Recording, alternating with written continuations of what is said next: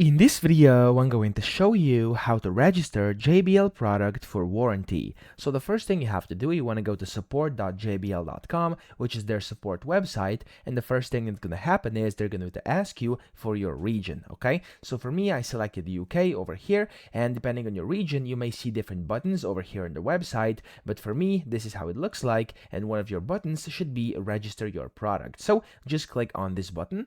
This is going to take you to a separate page here inside their support portal where you'll be able to basically fill out a form which is called product registration. So just go ahead and scroll down, put in all the info such as your email, first name, last name, and then you also have to type in where you bought your product, your date of purchase, your serial number, which if you don't know how to get it over here, it's basically described here how you can get it, or you could also try and Google it, how to get the serial number of this or that product. Oops, it crashed over here, no biggie.